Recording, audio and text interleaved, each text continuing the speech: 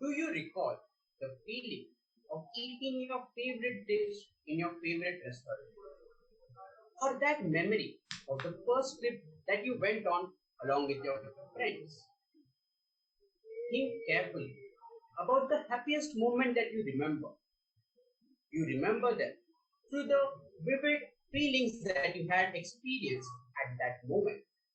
Feeling of joy, pride, and gratitude. You remember those moments not in numbers and equations, but in feelings and flashbacks. We remember our past not in figures and charts, but through emotions. And we express our emotions through stories. Our stories share the life that we have spent, the emotions that we have experienced. A story can transcend time.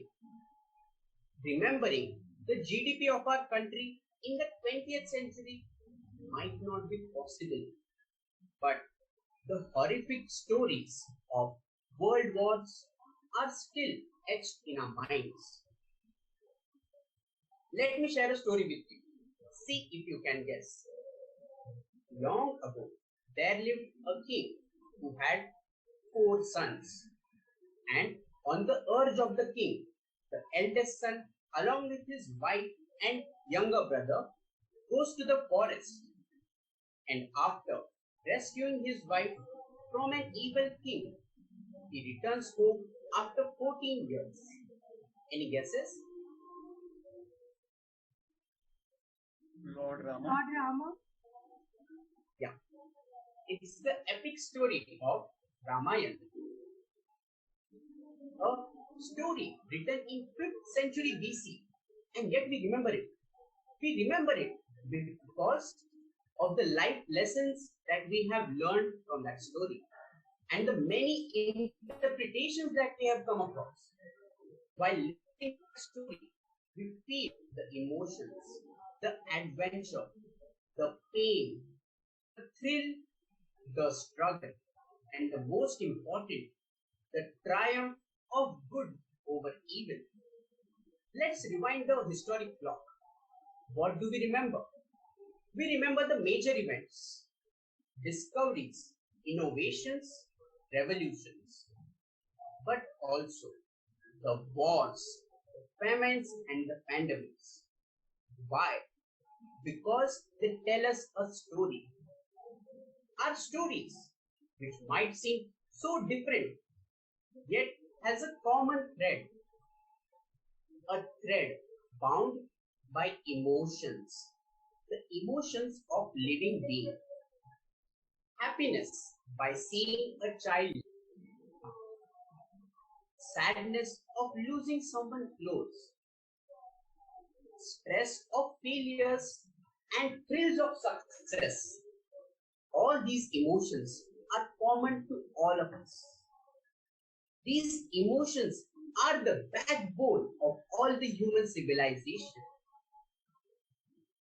But these stories aren't mere just fables to be nostalgic about. If there is one thing that can unite us all towards one goal, a goal where every human being can live peacefully, and not only humans, but nature too thrives. And this goal of unity can be achieved by stories. Not only a few stories, but all of our stories. Everyone, until and unless we share our stories, we will never be able to make sure that the other person understands our side. It is of prominence that we share our stories and encourage others to share theirs so that we can understand the situation better. We can understand their plight better and work towards a solution.